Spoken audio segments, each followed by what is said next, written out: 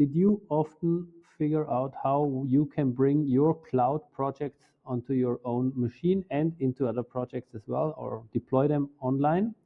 Yeah, using this wonderful Next.js project generator, you can do that. I'm showing you how it's done in few moments. So first of all, this is the artifact I built. So I just built a nice little artifact where I can say, okay, this is like a name tag and it's doing what it should do. It generates my name tag. You could customize the layout, but I mean, it does what it should do. Yeah, so I want to get that down to my machine and run it locally. So first of all, I'm visiting this React project that's called Next.js generator.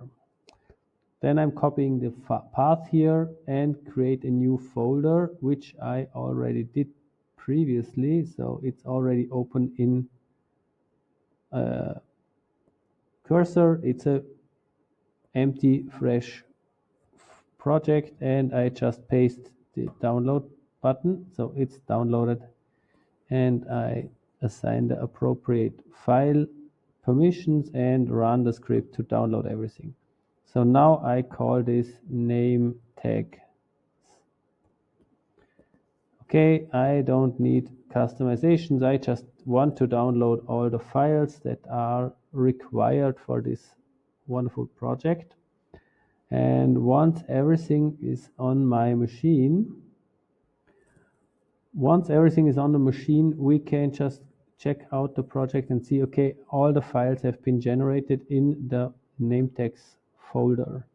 Now this is a fully working project and you can customize it to whatever you want. You can change the README and everything, but what you really need to do is you just go and click here the source file and click the app and replace the page file, or probably you want to rename it. So what I often do is I rename it to old or template so that I can use it when prompting as a template so that it fits exactly the form and shape and as well all the permissions. But for now, I just leave it as template and I prepared this already. So what I did, I copied the whole page TSX here into the folder and said, okay, please adapt this wonderful file here to fit that need. It's German, but I think you get the point.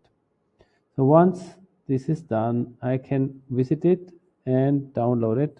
And now I have this file on my machine and I will rename it to page TSX. Yeah, change the file and I bring it into this app folder here where the page used to live. That doesn't work, at least it looks like it doesn't work.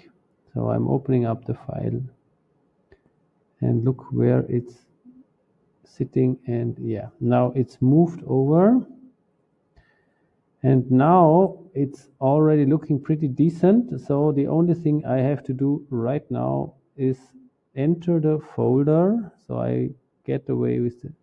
So I do a cd and enter the folder I previously created, which is called name tags,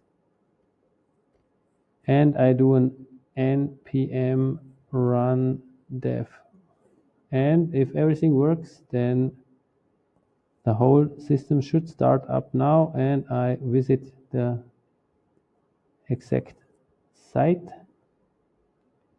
and we can hopefully see our name tag generator. So I have now a new name tag generator. I could, for example, remove everything above the year, so I can just delete it. But the cool thing is, compared to the Claude AI version where I had the problem that, for example, the download doesn't work, it's not possible, it's probably restricted or functionality was not implemented right, I can do that here. So I click here and I get a fully working SVG file.